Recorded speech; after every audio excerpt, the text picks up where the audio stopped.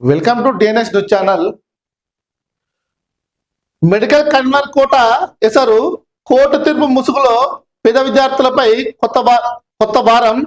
AB కేటగిరీల AKR పేరుతో private medical కాలేజీల ఫీజు దందా రూపాయలు 60,000 నుంచి ఏకంగా 15 లక్షలకు పెంచే కుట్ర.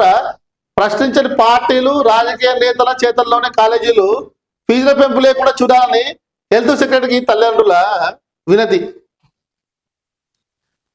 తెలంగాణ రాష్ట్రంలో ఏదైతే పేద విద్యార్థులు చదువుకునేటువంటి ఫీజు రియంబర్స్మెంట్ ఏదైతే ఉందో దాన్ని ఎత్తేయాలని తెలంగాణ ప్రైవేట్ మెడికల్ కాలేజ్ చూస్తున్నాయట. అంటే గవర్నమెంట్ నామ్స్ ప్రకారం మెడికల్ కాలేజ్ విద్యార్థి కట్టేంత 60,000. ఇందులో ఏబి కేటగిరీ చేసిర్రు. ఏ కేటగిరీ అంటేనేమో కౌన్సిలింగ్ ద్వారా జాయిన్ విద్యార్థి ఏమో ఏ కేటగిరీలో ఉంటారు.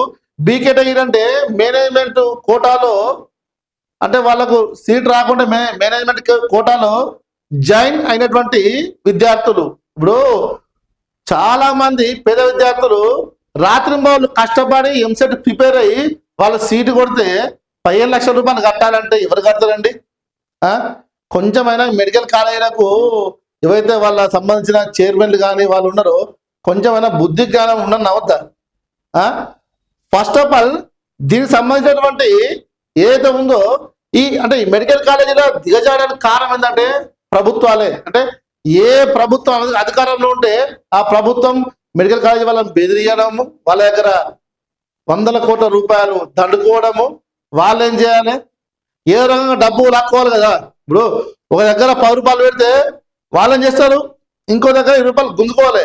అంటే చట్టంలో ఉన్న లొసుగులను వీళ్ళు ఆసరా వేసుకొని ఇగో ఇటువంటి లంగా వేషాలకు మెడికల్ కాలేజీ యాజమాన్యం అనేది ఒక తెర తీస్తుందట.